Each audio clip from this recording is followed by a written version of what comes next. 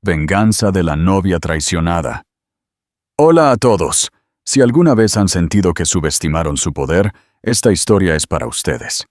¿Están listos para un thriller corporativo lleno de traición, glamour y justicia poética?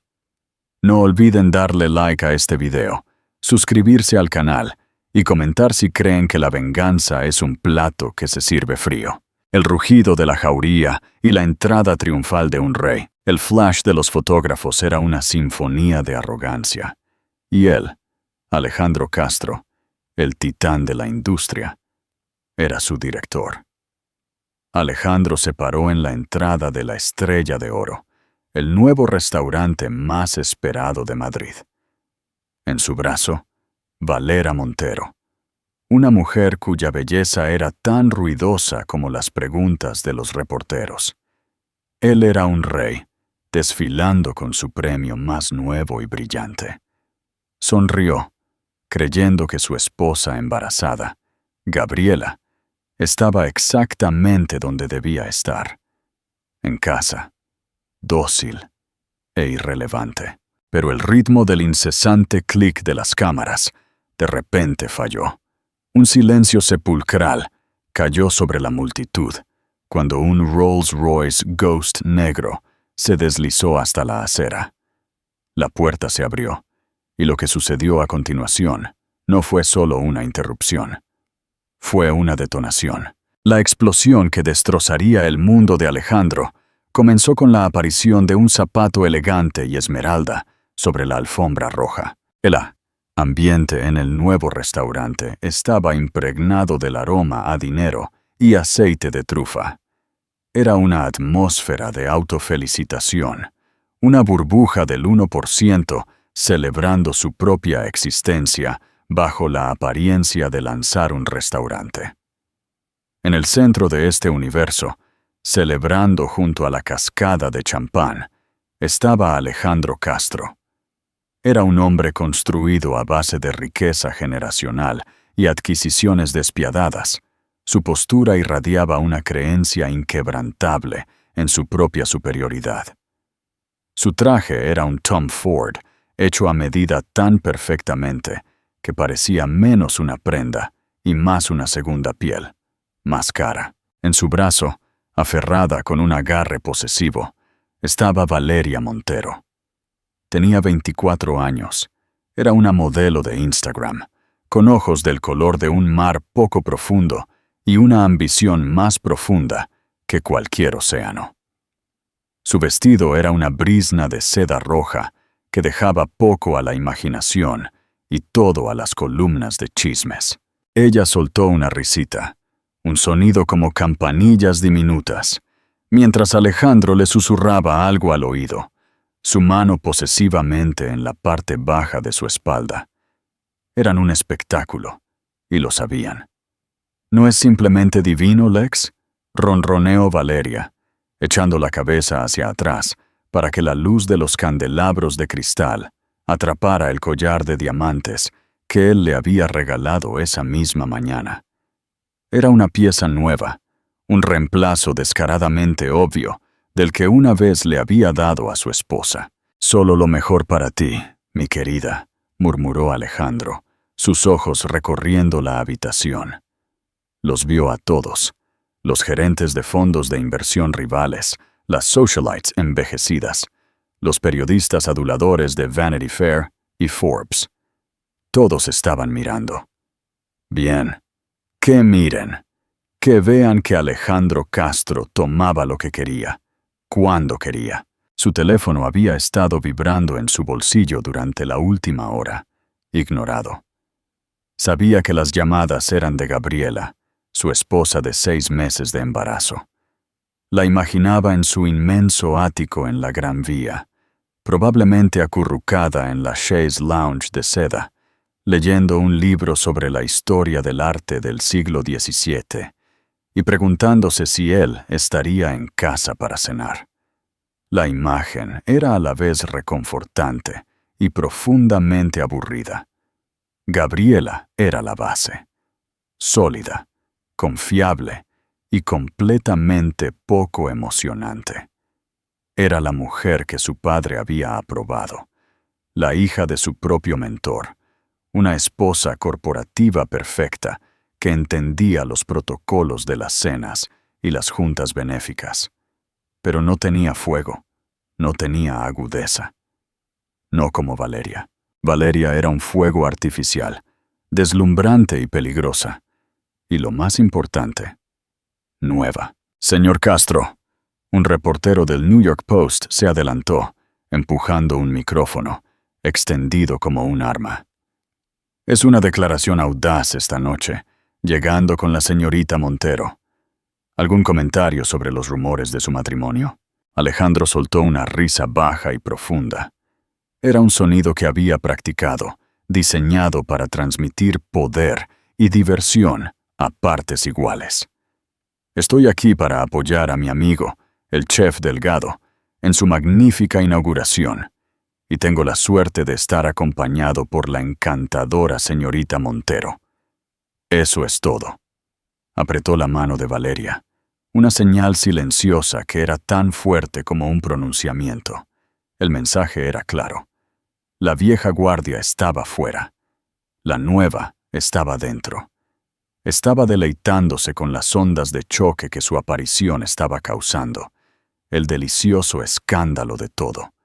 Cuando un sutil cambio ocurrió en la atmósfera, no fue un ruido fuerte, sino lo contrario, un silencio repentino que se extendió. La charla cerca de la entrada murió primero. El silencio se extendió por la habitación como un contagio. Las cabezas se giraron, los ojos se abrieron de par en par. La sinfonía de flashes de afuera, que se había centrado en él, de repente giró, disparando en una frenética y unificada andanada hacia la calle. Alejandro sintió una punzada de molestia.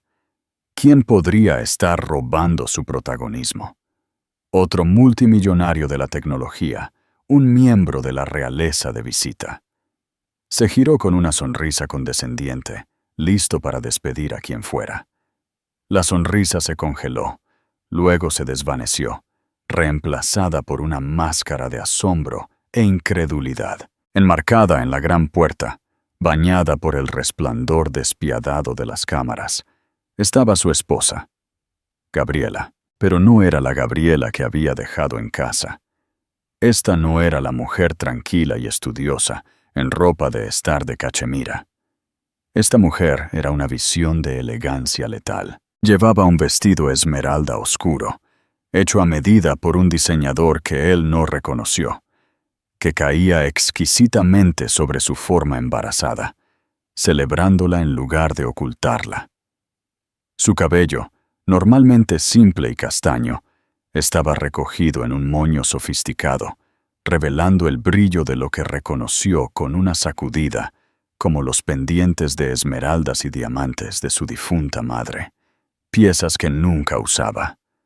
Su rostro, a menudo suave y gentil, estaba establecido con una serenidad, una compostura casi escalofriante. Se veía poderosa, se veía impresionante, y no estaba sola. Sosteniendo su brazo, su presencia tan sólida y tranquilizadora como el granito, estaba Leo Domínguez. La sangre se drenó del rostro de Alejandro. Leo Domínguez, el CEO hecho a sí mismo de Tecno Oro, el gigante tecnológico disruptivo que estaba intentando activamente destripar el sector de fabricación tradicional donde reinaba Industrias Castro. Leo era todo lo que Alejandro no era. Un nuevo rico, innovador, universalmente admirado por sus prácticas comerciales éticas, e irritantemente carismático. Era el principal rival de Alejandro, un hombre que odiaba con una pasión que solía reservar para las adquisiciones hostiles. Y estaba escoltando a la esposa embarazada de Alejandro a la alfombra roja. Se movieron a través de la multitud dividida, como si fueran de la realeza, y el resto simples plebeyos. La mano de Leo descansaba ligeramente en la espalda de Gabriela, un gesto de apoyo tranquilo. Sus ojos, de un azul penetrante, escanearon la habitación antes de fijarse en los de Alejandro. No había triunfo en su mirada, ni autosatisfacción. Había algo mucho peor: lástima. Los ojos de Gabriela lo encontraron de último. No había dolor en ellos, ni lágrimas, ni traición. Solo había una evaluación tranquila y fría, la forma en que un geólogo podría mirar una roca que estaba a punto de romper. El silencio en el restaurante ahora era absoluto. El aire crepitaba con una tensión tan espesa que podía saborearla. Valeria, sintiendo un cambio sísmico en la dinámica de poder, apretó su agarre en el brazo de Alejandro. «Lex, ¿quién es esa? Esa es tu esposa. ¿Qué hace aquí con él?» Alejandro no podía responder. Su mente era un desastre frenético de negación y rabia. Esto no era posible. Gabriela no hacía escenas. Ella era decorosa, predecible. Esto era una declaración de guerra. Cuando llegaron a la fuente de champán, el epicentro de la habitación, Gabriela finalmente habló. Su voz, clara y firme, cortó el silencio. Alejandro, pronunció el nombre, sonando extraño en sus labios. Le dio un pequeño y educado asentimiento. Luego, giró su mirada hacia la mujer aferrada a su brazo. «Valeria, he visto tus fotos. La pulsera Cartier es encantadora. Fue una elección difícil entre esa y el collar Pantera, pero me alegra que te gustara mi sugerencia de segunda opción». El rostro de Valeria se puso pálido. La insinuación era tan afilada como un trozo de vidrio. Gabriela no era una víctima, sino una observadora, tal vez incluso una arquitecta de este drama. Alejandro encontró su voz, un gruñido bajo de furia. «Gabriela, ¿qué significa esto? Deberías estar en casa». «Debería», respondió ella, con una ceja perfecta arqueada. «Qué gracioso, yo pensaba lo mismo de ti, pero todos tenemos nuestras decepciones». Giró su atención al círculo de curiosos. Su voz se elevó lo suficiente para ser escuchada por todos. «Por favor, todos, no dejen que los interrumpamos. Mi marido solo estaba sacando la basura». Sus ojos se posaron en Valeria por una fracción de segundo antes de volver al rostro atronador de Alejandro. El insulto fue tan directo, tan público, que fue como un golpe físico. Un jadeo colectivo recorrió la habitación. Valeria parecía como si la hubieran abofeteado. Antes de que Alejandro pudiera explotar, Leo Domínguez se adelantó, posicionándose ligeramente entre Alejandro y Gabriela. «Creo que hemos hecho lo que vinimos a hacer», dijo. Su voz, un barítono bajo de mando. Miró a Alejandro. «Castro, un consejo. Deberías llamar a tu agente de bolsa, a primera hora de la mañana». Con eso, tomó suavemente el brazo de Gabriela. «¿Nos vamos, Gabe?» Ella le dio una última mirada de desprecio a su marido y a su amante. «Sí, vámonos». Sí. Mientras se daban la vuelta y se alejaban, la habitación estalló en una cacofonía de susurros frenéticos. Alejandro se quedó de pie entre los escombros. Valeria, un accesorio tembloroso en su brazo. Los flashes que una vez se sintieron como una corona de gloria, ahora se sentían como una lámpara de interrogación. Había entrado como un rey, con la intención de humillar a su esposa. Pero en el lapso de 3 minutos, ella había llegado, detonado una bomba en medio de su vida y se había marchado, dejándolo como el tonto. No entendía lo que había pasado. Solo sabía que el suelo bajo sus pies acababa de ceder y que estaba en caída libre. La mirada en los ojos de Gabriela no era la de una mujer despreciada. Era la mirada de una CEO a punto de ejecutar una adquisición hostil. ¿Qué harían ustedes? ¿Lucharían para recuperar su vida o aceptarían la derrota, el desmoronamiento y el plan maestro. La noche de la inauguración de la Estrella de Oro no fue el comienzo de la guerra de Gabriela. Fue la gran revelación pública de una campaña que había sido meticulosamente planificada durante meses en la tranquila soledad de su supuesta jaula de oro. El desmoronamiento había comenzado 6 meses antes, con una sola notificación por correo electrónico de Banco Santander, un cargo de una boutique de joyería en el barrio de Malasaña por 72.400 euros.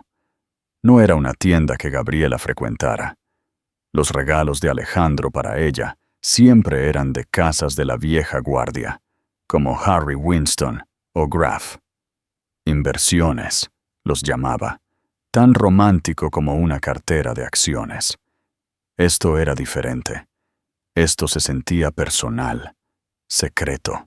Con una creciente sensación de pavor, Gabriela hizo algo que nunca había hecho antes.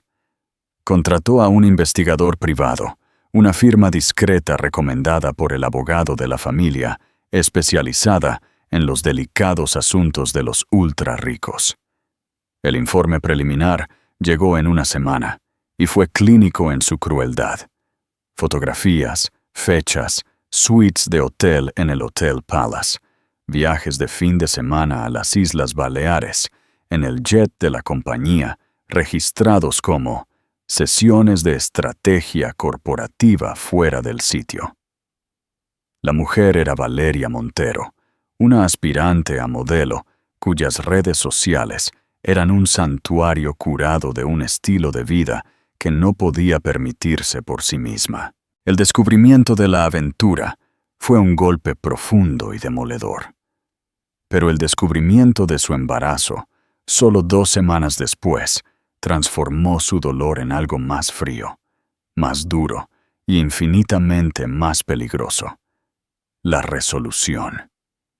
Lloró durante 3 días, encerrada en la suite principal de su ático, el vasto vacío del espacio, burlándose de la vacuidad que sentía por dentro. Lloró por el hombre con el que pensó que se había casado, el futuro que creyó que estaban construyendo para su hijo. Al 4.º día, las lágrimas se detuvieron.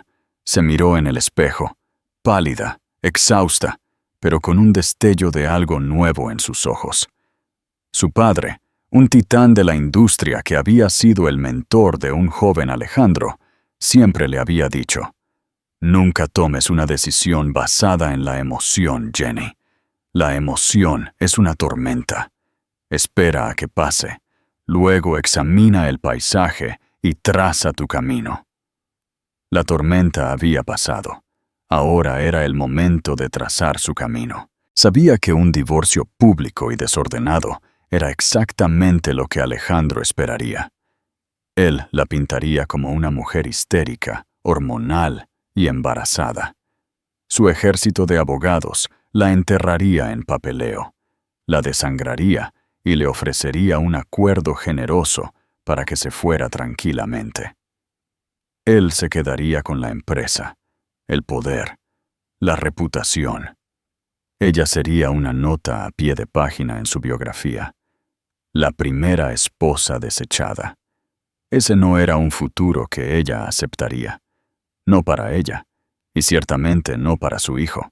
Necesitaba un aliado, no un abogado de divorcio. Todavía no. Necesitaba a alguien que entendiera el mundo en el que habitaba Alejandro, alguien que pudiera ver el tablero de ajedrez tan claramente como él.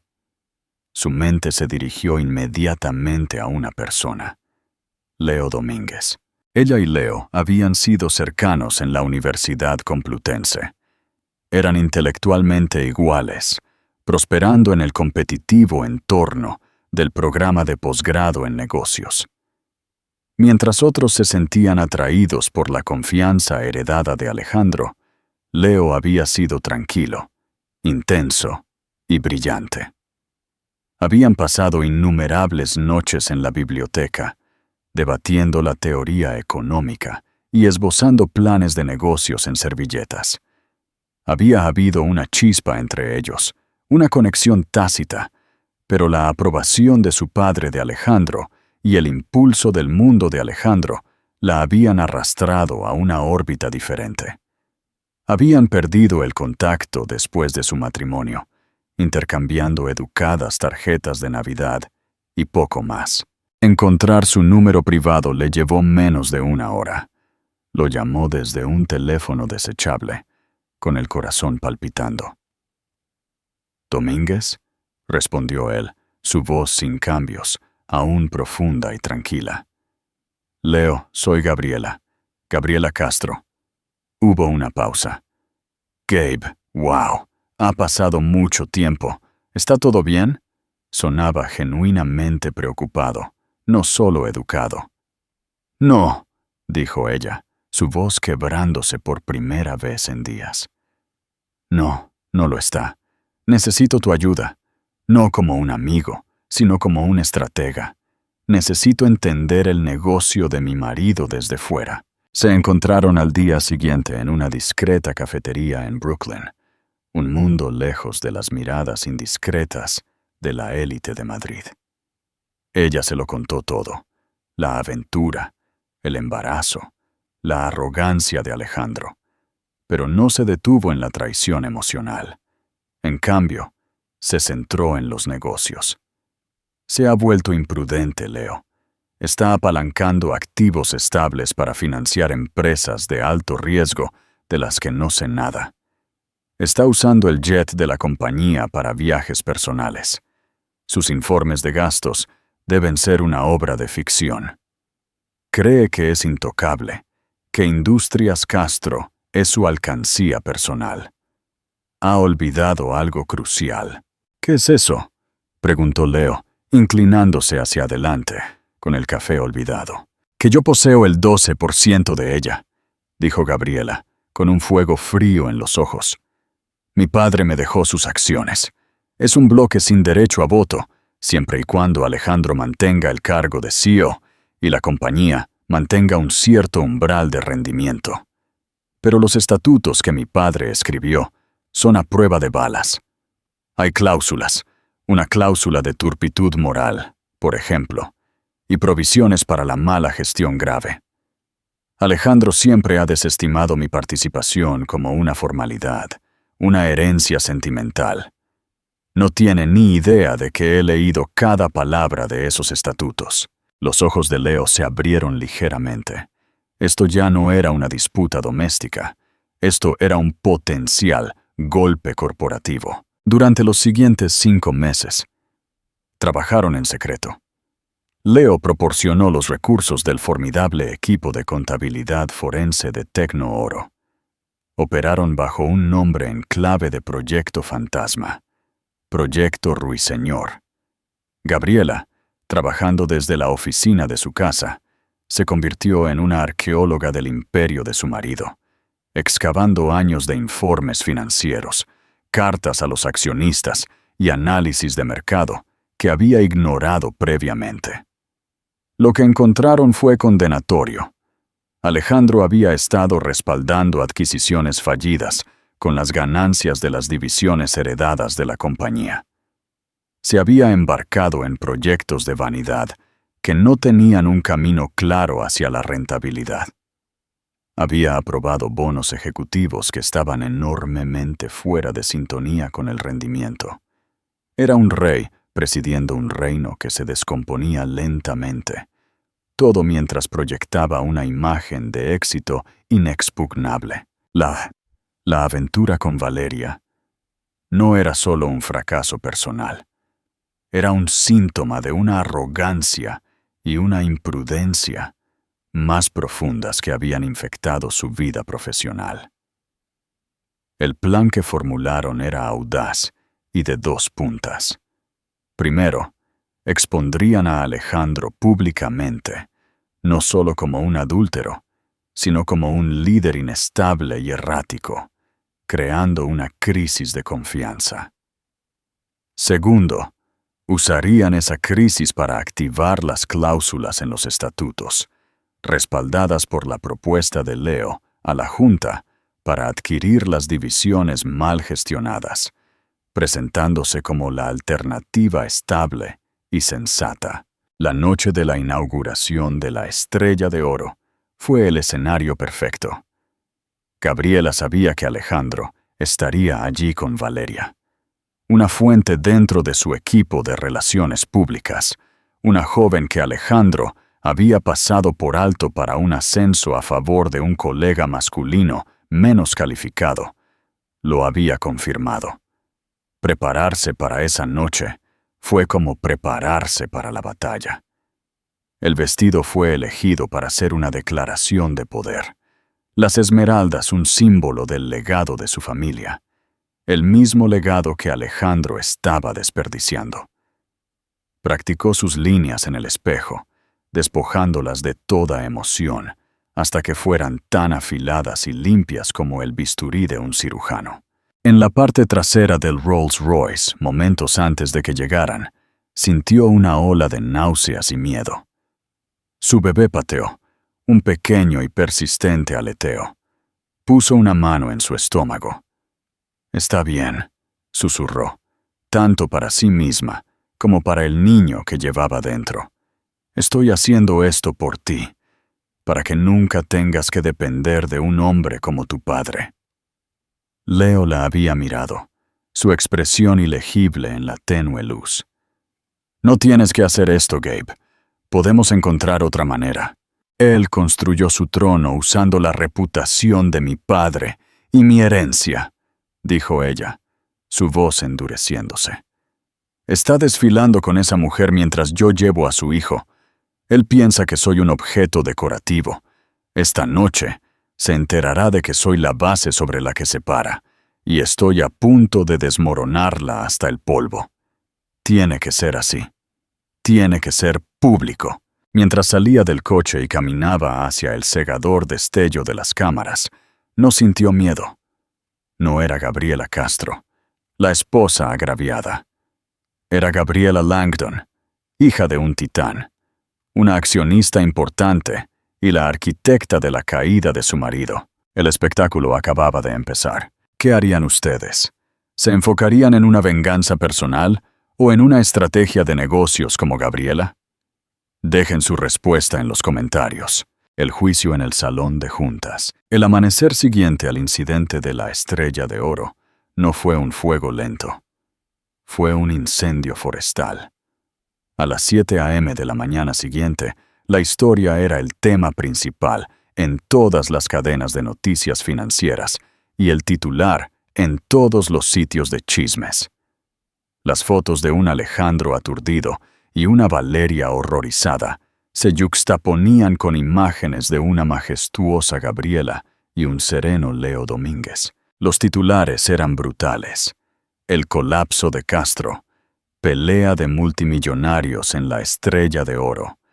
El CEO y la esposa, un imperio al borde del abismo. En su ático, que ahora se sentía menos como un castillo y más como una fortaleza asediada, Alejandro estaba en un estado de rabia apoplética. Había arrojado un jarrón lalique de 30.000 euros contra una pared, haciéndolo añicos, una metáfora perfecta para su vida. «Encuéntrala», rugió por teléfono a su jefe de seguridad. «No me importa dónde esté. Un hotel, la casa de un amigo. Encuéntrala ahora». Pero Gabriela había desaparecido. Su ropa ya no estaba en el armario, sus efectos personales ausentes del baño. Se había movido con la eficiencia rápida y silenciosa de un operativo de las fuerzas especiales. Su teléfono iba directamente a un número que ya no estaba en servicio. Valeria, que había pasado la noche alternando entre ataques de llanto y demandas de pánico, no estaba ayudando. «¿Qué vamos a hacer, Lex?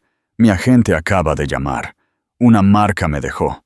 Dijeron que no quieren ser asociados con este drama tan desordenado. Tienes que arreglar esto». «¡Cállate!», espetó él, paseando por su oficina como un león enjaulado. «Estoy tratando de pensar». Pero no estaba pensando con claridad. Su furia era una niebla que nublaba su juicio. Vio esto puramente como una traición personal, una venganza histérica de una esposa. Subestimó por completo la naturaleza profesional del ataque. Sus primeras llamadas fueron a su equipo de relaciones públicas. «Arréglalo», ordenó. «Di que mi esposa está teniendo un embarazo difícil, que está emocionalmente inestable, que Domínguez es un depredador que se está aprovechando de su estado frágil para atacarme. Enmárqueme como la víctima, el marido preocupado». Su experimentada jefa de relaciones públicas, una mujer llamada Beverly, dudó. «Señor, con el debido respeto, las imágenes no apoyan esa narrativa. Ella no parecía inestable, parecía poderosa. Y llamar a una mujer embarazada histérica es un campo minado en el que no deberíamos entrar». «Solo hazlo», rugió y colgó el teléfono. Su siguiente llamada fue a sus abogados, exigiendo que presentaran una demanda de divorcio de inmediato y le pusieran a Gabriela una orden de alejamiento por acoso público. De nuevo, se encontró con cautela. «Alejandro», dijo su abogado principal, un hombre que había trabajado para la familia Castro durante 40 años, con gravedad. «Necesitamos ser cuidadosos. La señora Castro es una Langdon. Su padre escribió la carta corporativa y ella sigue siendo una accionista del 12%.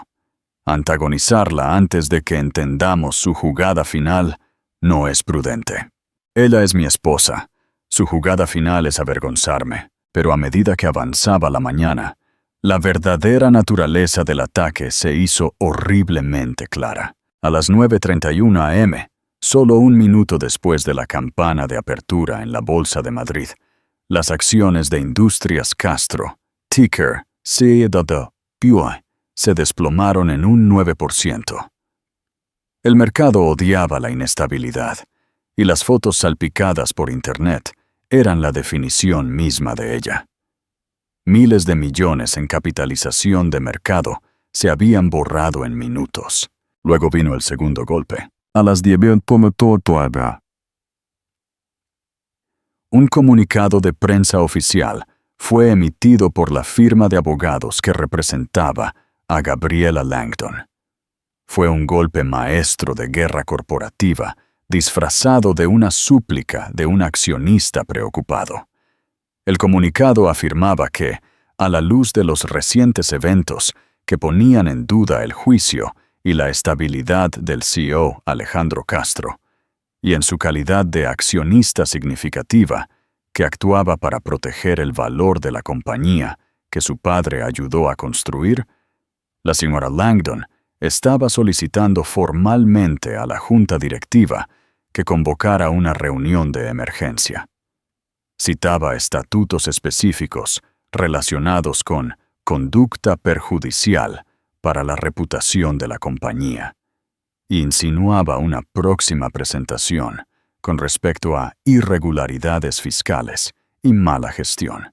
Alejandro se quedó mirando el comunicado de prensa en la pantalla de su computadora. Su sangre se heló. Irregularidades fiscales.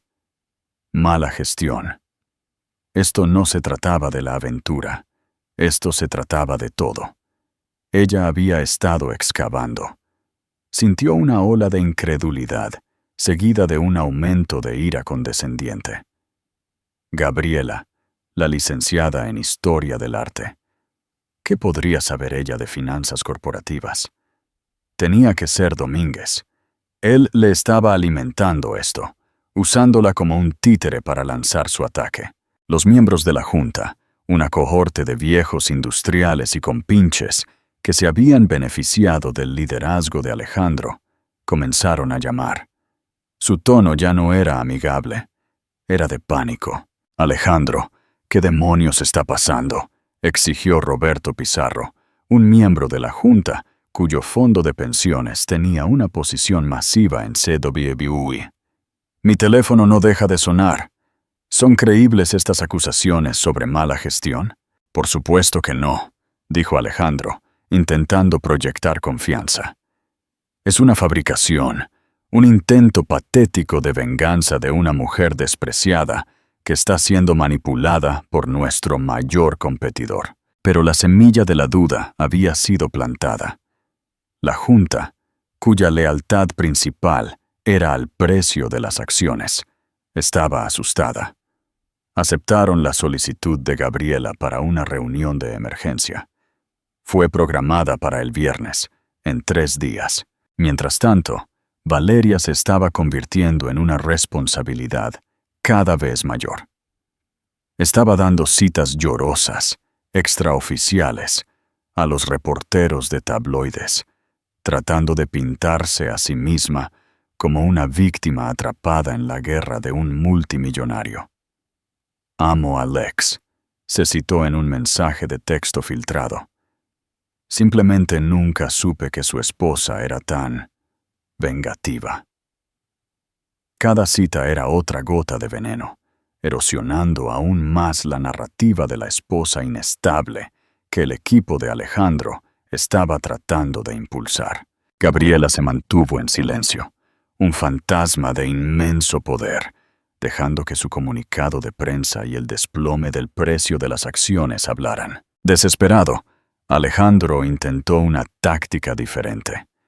Comenzó a transferir dinero de las cuentas conjuntas, intentando cortar el acceso de Gabriela a los fondos. En una hora, su banquero privado de Banco Santander lo llamó. «Señor Castro, me temo que no puedo autorizar esa transferencia. Hemos recibido una orden judicial, una orden provisional, que congela todos los activos conyugales en espera de una revisión. Fue presentada esta mañana por el equipo legal de la señora Castro. Estaba financieramente en jaque. Ella había anticipado cada uno de sus movimientos. Por primera vez, una sensación de miedo genuino comenzó a colarse en el corazón de Alejandro. Siempre había visto a Gabriela como una parte hermosa y pasiva de la cartera de su vida. La había adquirido tal como había adquirido compañías. Nunca se detuvo a considerar la mente detrás de sus sonrisas tranquilas o la fuerza oculta en su comportamiento gentil. Había pinchado a un dragón dormido y ahora todo su reino estaba en llamas. Estaba programado para defender su corona en 3 días y entraba a una batalla para la que estaba completamente desprevenido. ¿Se imaginan el estrés de Alejandro y la tranquilidad de Gabriela? Un verdadero juego de ajedrez. El veredicto final. Y un nuevo comienzo. El salón de juntas de Industrias Castro, en el piso 80 de un rascacielos en el corazón de Madrid, estaba diseñado para intimidar. Una sola mesa de caoba colosal, pulida hasta un brillo de espejo, se sentaba bajo un candelabro moderno y austero. Las ventanas del piso al techo ofrecían una vista de pájaro de la ciudad, un recordatorio constante del poder que se ejercía dentro de esas 4 paredes. Cualquier otro día, Alejandro Castro habría entrado en esta habitación como su rey indiscutible. Hoy, entró como un acusado entrando en una sala de tribunal. Los 8 miembros de la Junta ya estaban sentados, con el rostro sombrío. Eran hombres de 60 y 70 años, de toda la vida en el mundo del poder. Sus expresiones eran máscaras practicadas de neutralidad que apenas ocultaban su pánico por las acciones de la compañía, que habían continuado su caída libre durante 3 días seguidos. Alejandro tomó asiento a la cabecera de la mesa, forzando un aire de seguridad y despreocupación. «Señoras y señores», comenzó, su voz un poco demasiado alta en el tenso silencio. «Gracias por venir con tan poca antelación. Sé que ha habido preocupaciones. Permítanme asegurarles que esta es una disputa matrimonial privada que ha sido grotescamente sensacionalizada por un rival oportunista. No tiene ninguna relación con la salud financiera o la dirección estratégica de esta compañía. Como si fuera una señal, Las puertas dobles del salón de juntas se abrieron. Gabriela entró. No era el ángel vengador del restaurante. Hoy estaba vestida para la guerra. Llevaba un traje gris impecablemente hecho a medida, su cabello recogido severamente. Parecía menos una esposa despreciada y más una fiscal de la SEC. Llevaba una cartera de cuero y estaba flanqueada por 2 abogados de una de las mejores firmas de litigio corporativo, no una firma de divorcios. Tomó asiento frente a Alejandro, colocando su cartera sobre la mesa con un golpe silencioso y definitivo. «Buenos días, señores. Señor Castro». Su voz estaba desprovista de emoción. «Gabriela, esto es un salón de juntas corporativo, no un escenario para tu drama personal», espetó Alejandro. «Esto es totalmente inapropiado». Roberto Pizarro, el miembro de la junta más antiguo, se aclaró la garganta. «Alejandro, la señora Castro está aquí por invitación de la junta. Como accionista importante, tiene derecho a ser escuchada. Por favor, continúe». «Señora Castro». Gabriela asintió. Sus ojos nunca se apartaron de los de Alejandro. «No tengo ningún interés en discutir mi vida personal. Como hija de mi padre y protectora de mi inversión en esta empresa, estoy aquí para discutir su rendimiento y liderazgo». Durante los siguientes 20 minutos, ella entregó una crítica tranquila, metódica y totalmente devastadora del mandato de Alejandro como CEO. No levantó la voz. No usó lenguaje emocional. Simplemente presentó hechos. Con la ayuda de una presentación de PowerPoint, nítida proyectada en una pantalla detrás de ella, guió a la junta a través de una letanía de los fracasos de Alejandro. «La diapositiva 4», dijo, su voz resonando en la habitación en silencio. «Muestra el rendimiento de las 3 startups tecnológicas adquiridas por el señor Castro en los últimos 2 años, por un total de 1.400 millones de euros. Han perdido colectivamente 600 millones de euros en valor, mientras que el S&P 500 ha ganado un 16%. Estas fueron adquisiciones por vanidad, diseñadas para hacer que el señor Castro pareciera un visionario de la tecnología». Hizo clic en la siguiente diapositiva. La diapositiva sin detalle, el aumento de los gastos corporativos.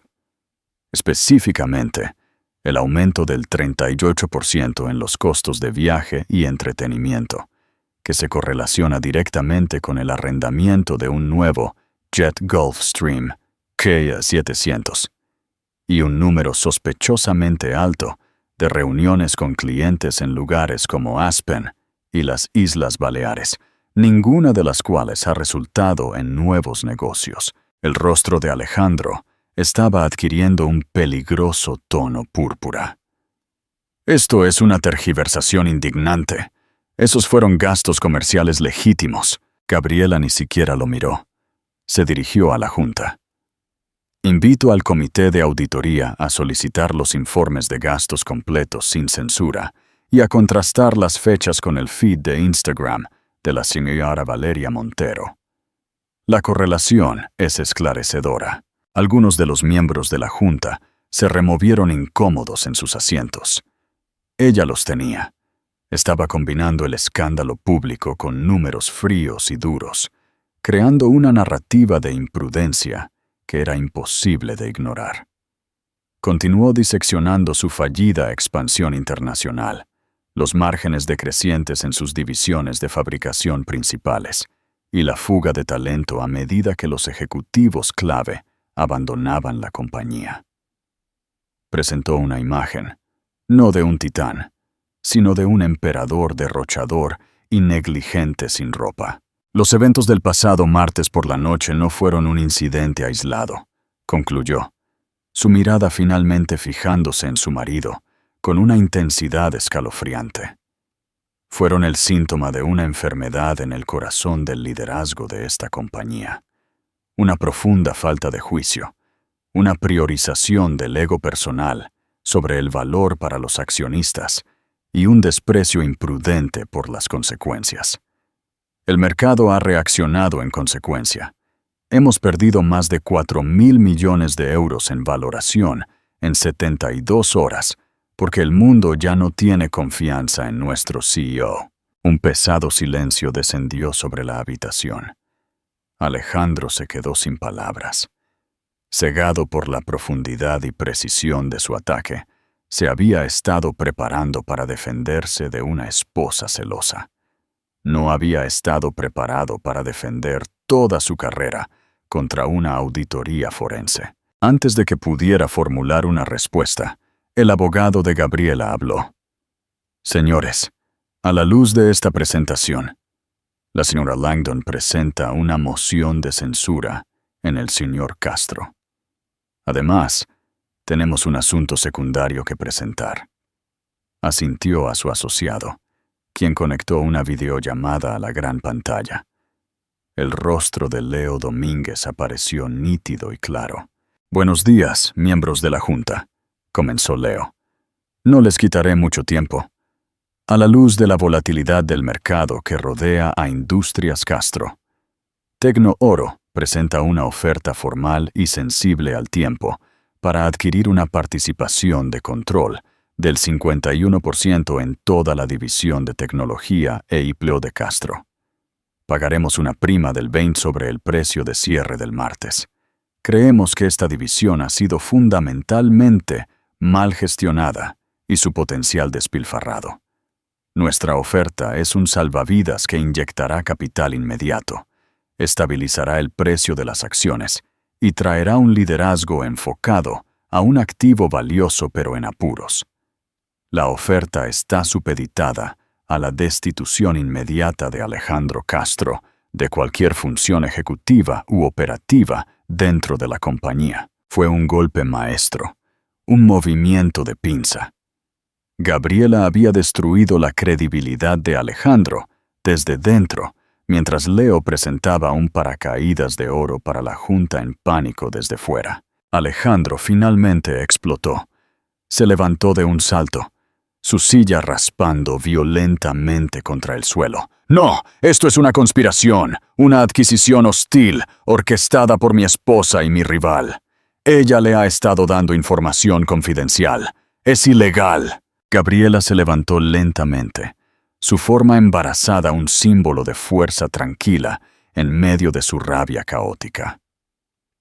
Alejandro, todo lo que presenté hoy se derivó de los archivos financieros públicos y los informes de los accionistas. La única información confidencial que tuve fue un asiento de primera fila para tu incompetencia. Tu paranoia no es una defensa. Se volvió hacia la Junta. Señores, tienen una opción. Pueden quedarse con un CEO que se ha desacreditado públicamente y que, en privado, ha estado llevando a esta compañía al suelo, o pueden votar para salvarla. La elección es suya. Roberto Pizarro miró el furioso rostro rojo de Alejandro, luego el tranquilo y decidido de Gabriela. Miró el gráfico de las acciones en picada y luego la lucrativa oferta de Leo Domínguez en la pantalla. No era una elección en absoluto. Alejandro, dijo Pizarro, su voz pesada de finalidad. Quizás lo mejor sería que se apartara de la habitación para que la Junta pueda deliberar. Se acabó. Él lo sabía. Que le pidieran que se fuera era el equivalente corporativo a ser llevado a la guillotina. Miró a Gabriela, sus ojos llenos de una emoción nueva y aterradora. Respeto mezclado con puro odio. Había sido derrotado, superado, no por un CEO rival, sino por la tranquila esposa amante del arte que había desestimado y despreciado. Había entrado en su sala de juntas como un rey y se iría sin ser nada. El rey sin reino. La decisión de la Junta fue entregada con la eficiencia fría y sin sangre de una ejecución corporativa. No había lugar para la apelación. Alejandro Castro fue suspendido como CEO y presidente, con efecto inmediato. La deliberación, en realidad, había sido una mera formalidad, un ejercicio de 30 minutos de lenguaje legal para ratificar una conclusión que se había vuelto inevitable en el momento en que Gabriela comenzó su presentación. El camino desde el salón de juntas hasta el ascensor fue el más largo de la vida de Alejandro. Los miembros de la junta, hombres con los que había compartido puros y tratos multimillonarios, desviaron la mirada, de repente fascinados por la veta de la mesa de caoba o el paisaje urbano de afuera. Ya no era uno de ellos, era una responsabilidad, un fantasma que rondaba los pasillos de su propio imperio. El aire, una vez cargado de su autoridad, ahora parecía rechazarlo, empujándolo hacia afuera. Cuando entró en el ascensor privado, su jefe de seguridad, un hombre que había estado con él durante 15 años, entró a su lado. «Su coche lo espera abajo, señor», dijo el guardia, su voz cuidadosamente neutral. Pero cuando la puerta se cerró, Alejandro lo vio. El destello de lástima en los ojos del hombre era más irritante que cualquier insulto. Ya no era temido. Era lamentable. Abajo, la atmósfera era aún más fría. Su tarjeta de acceso, cuando la deslizó instintivamente para salir del torniquete ejecutivo, brilló en rojo. Acceso denegado. El guardia de seguridad del mostrador principal tuvo que dejarlo salir manualmente. Una pequeña pero profunda humillación que anunció su caída a todos en el vestíbulo. Era un intruso en su propio edificio. El viaje de regreso al ático de la Gran Vía fue un borrón de furia silenciosa y un miedo que se arrastraba. Él había construido esta ciudad, o al menos eso sentía. Ahora sus imponentes estructuras parecían burlarse de él, indiferentes a su colapso. Cuando llegó, el portero, un hombre llamado Jorge, cuyos cumpleaños de sus hijos Alejandro siempre había recordado reconocer con un generoso cheque, simplemente asintió. Su efusivo saludo habitual fue reemplazado por un profesionalismo sombrío. Le entregó a Alejandro un sobre legal. «Esto fue entregado para usted por un mensajero, señor Castro». Alejandro lo tomó sin mirarlo, su mente ya en ebullición. Irrumpió en el gran vestíbulo del ático, el sonido de sus pasos resonando en el mármol frío. El apartamento estaba mortalmente silencioso, pero no vacío. En la suite principal encontró a Valeria Montero en un estado de movimiento frenético. 3 grandes maletas Louis Vuitton estaban abiertas en la cama. Estaba barriendo montones de ropa de diseñador, zapatos y bolsos en ellas, con una energía desesperada y frenética. «¿Qué estás haciendo?», exigió, su voz un gruñido bajo. Ella se dio la vuelta. Su rostro, una máscara de pánico y furia manchada con rímel. «¿Qué parece?», espetó, su voz alta y estridente. «Me voy. La noticia ya está en todas partes. Lex está en todos los blogs, en todos los sitios de noticias. Te han despedido. ¡Despedido! ¿Tienes idea de lo que eso me hace a mí?» «¿A ti?», se burló, la absurdidad de la declaración cortando su rabia. «Sí, a mí», chilló, arrojando un par de tacones de Christian Louboutin a una maleta. «Mi agente acaba de llamar. La campaña de cuidado de la piel, de la que yo era la cara. Me dejaron. El reality show en el que estaba en conversaciones. Van en una dirección diferente. Dijeron que mi marca ahora es tóxica, asociada a un escándalo público. Soy una paria, Lex. Por tu culpa y la de tu esposa psicópata y manipuladora. No la llames así», dijo, las palabras sorprendiéndose a sí mismo. «No está loca, Valeria. Es brillante. Una maldita Maquiavelo en un vestido de maternidad. Se derrumbó en el borde de la cama. La lucha se drenó de él, reemplazada por un vacío, un agotamiento profundo. Miró alrededor de la habitación a las obras de arte invaluables en las paredes, las sábanas de seda en la cama. Todo se sentía como un set de película para una vida que ya no vivía. ¿A dónde irás?, preguntó, su voz apenas un susurro. De vuelta a LA, supongo. Tendré que rogarle a mi agente que me consiga un lugar en algún programa de reality de celebridades de clase C. Cerró una maleta con un tirón vicioso, luego se volvió hacia él, su expresión endureciéndose de pánico a cálculo frío. «Me vas a dar dinero, ¿verdad? Por mi problema, un paquete de indemnización, por todo lo que he tenido que soportar». Él la miró, una risa amarga atrapada en su garganta. Finalmente la vio por lo que era, una criatura hermosa y rapaz, cuyo afecto había sido enteramente transaccional. «Mis activos están congelados, Valeria. Las cuentas corporativas, las cuentas conyugales conjuntas, todo. Tu abogado ya lo sabe. Llamó al mío hace una hora». Su rostro perfectamente esculpido se contorsionó con incredulidad, luego con rabia. «Entonces descongélalos. Eres Alejandro Castro. Eres un multimillonario. ¡Haz algo!». «Soy un multimillonario en papel», gritó de vuelta, levantándose de nuevo, la pura impotencia de su situación haciéndolo temblar. «¿No lo entiendes? Toda mi liquidez, mi poder, mi identidad entera, todo estaba atado a la compañía. Soy un rey sin país. No tengo nada que darte». La discusión que siguió fue cruda y patética. Sus demandas se convirtieron en gritos sobre el tiempo que había perdido en él, mientras que sus admisiones de impotencia se convirtieron en gemidos rotos. Terminó cuando ella escupió un último insulto venenoso. Agarró sus maletas y salió del apartamento, dejando un rastro de perfume caro y promesas destrozadas a su paso.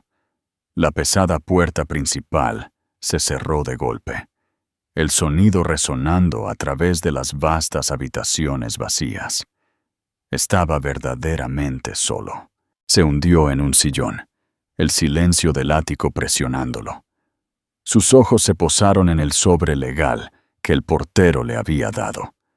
Con los dedos entumecidos, lo abrió. Era un aviso formal para desalojar las instalaciones en un plazo de 30 días, emitido por los fideicomisarios del patrimonio de la familia Langdon. El ático, se le recordaba, en un lenguaje legal frío e implacable, no era propiedad conyugal. Pertenecía al fideicomiso familiar de Gabriela. Nunca había sido verdaderamente suyo. 2 días después, se publicó la entrevista de Valeria. Lo pintaba como un tonto manipulador y acabado. Era la última pala ignominiosa de tierra sobre la tumba de su reputación pública. Mientras el mundo de Alejandro se contraía en una prisión de silencio y vergüenza, el de Gabriela se expandía en una de propósito y luz. Se había mudado de la jaula dorada de la Gran Vía a una hermosa casa de ladrillo soleada en el barrio de Malasaña que había comprado a través de su fideicomiso. La casa estaba llena de libros y muebles cálidos y cómodos. Se sentía como un hogar, no como una sala de exposición. Trabajó con una intensidad tranquila y feroz. Estaba en llamadas diarias con el CEO interino y la Junta. Sus conocimientos sobre las debilidades estructurales de la compañía demostrando ser invaluables. Trabajó junto al equipo de integración de Leo, asegurando que la adquisición de la división tecnológica fuera fluida y estratégica. En las reuniones, ya no era una observadora, sino una participante, su voz tranquila y autoritaria, sus preguntas agudas e incisivas. Los miembros de la Junta, que una vez la vieron como poco más que una esposa de sociedad, ahora la miraban con un respeto profundo y recién descubierto. No era solo la salvadora del legado de su padre, era su futuro. Sus días eran un equilibrio entre la estrategia corporativa y la creación personal. Pasó horas en lo que sería la guardería, una habitación tranquila, con vistas a un pequeño jardín. Armó una simple cuna de madera con sus propias manos, el olor a pino fresco llenando el aire. Pintó las paredes de un suave y relajante tono verde salvia. Cada tarea era un acto deliberado de construir un nuevo mundo, un entorno seguro, estable y amoroso para su hijo. Un mundo libre del caos y el ego de su padre. Por eso había ido a la guerra. No por venganza, sino por esto. Por la paz. Una tarde, Leo pasó, trayendo café y pasteles. «Solo me paso a ver cómo estás», dijo, su sonrisa genuina, «para asegurarme de que la nueva vicepresidenta no se esté excediendo». La Junta había hecho su oferta el día anterior. Impresionados por su perspicacia y reconociendo la poderosa narrativa de una Langdon que reclamaba la compañía de su familia, le habían pedido que tomara un puesto permanente en la Junta y el título de vicepresidenta. Me siento más energizada que en años», confesó, poniendo una mano en su estómago. «Ha estado pateando toda la mañana. Creo que aprueba el nuevo plan de negocios». Leo la miró, su expresión llena de una admiración profunda y sin complicaciones. «Tu padre estaría tan orgulloso de ti, Gabe. No solo salvaste su compañía, honraste su inteligencia mostrándoles la tuya propia. Era la validación que ella necesitaba. Esta victoria era suya, ganada a través de su propio coraje e intelecto». Una semana después, Alejandro solicitó una reunión. Eligió el lugar, un café pequeño y anónimo. Centro. Cuando entró, ella se sorprendió por su transformación. El andar arrogante se había ido, reemplazado por una postura vacilante y encorvada. Su traje caro colgaba en su figura, y las ojeras bajo sus ojos hablaban de noches sin dormir. Parecía un hombre vaciado por dentro. «Gabriela», comenzó, su voz ronca e incierta. Apenas podía mirarla a los ojos. «Yo ni siquiera sé qué decir». «Entonces no digas nada, Alejandro», respondió ella. Su tono no era cruel, pero era firme. «Nuestros abogados están finalizando el acuerdo. Es bastante generoso considerando todo». «No se trata del dinero», dijo. Y esta vez ella le creyó. «Se trata de todo, de nuestro hijo. Cometí un error catastrófico, imperdonable. Lo veo ahora, pero sea lo que sea, todavía voy a ser un padre». Era la única verdad que no podía ser litigada. Ella lo miró, al padre de su hijo, y sintió una ola de cansada finalidad. La ira se había ido, quemada, dejando atrás solo la cruda realidad de su nueva relación. «Sí, lo eres», dijo ella, su voz suavizándose. «Y este niño se merecerá un padre, pero no el hombre que eras, no el tirano arrogante y despectivo que pensó que yo no era más que una hermosa y estúpida decoración». Se inclinó ligeramente hacia adelante. «Tendrás un papel en la vida de nuestro hijo, Alejandro. Puedes ganarte el derecho a ser llamado papá, pero tendrás que trabajar para ello. Empezarás de la nada, tal como obligaste a tantos otros a hacerlo. Probarás a través de tus acciones que puedes ser un hombre responsable, humilde y presente. Ese es tu único camino de regreso. No a mí, y no a la compañía, sino a él». «¿Y la compañía?», preguntó, un fantasma final de una pregunta. «La compañía está en buenas manos», dijo, una confianza tranquila e inquebrantable en su voz. «En mis manos». Lo dejó allí, una figura solitaria en un café barato, un titán caído contemplando las ruinas de una vida que él mismo había destruido. Cuando Gabriela salió al sol brillante de la tarde, sintió que su bebé pateaba, un pulso fuerte y tranquilizador contra su mano. No solo había sobrevivido, no solo había ganado, había desmantelado un imperio construido sobre la arrogancia, y de sus cenizas había arquitectado un futuro construido sobre la fuerza.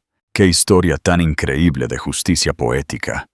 Es un poderoso recordatorio de que las personas que subestimamos son a menudo las que tienen más fuerza, escondida a simple vista.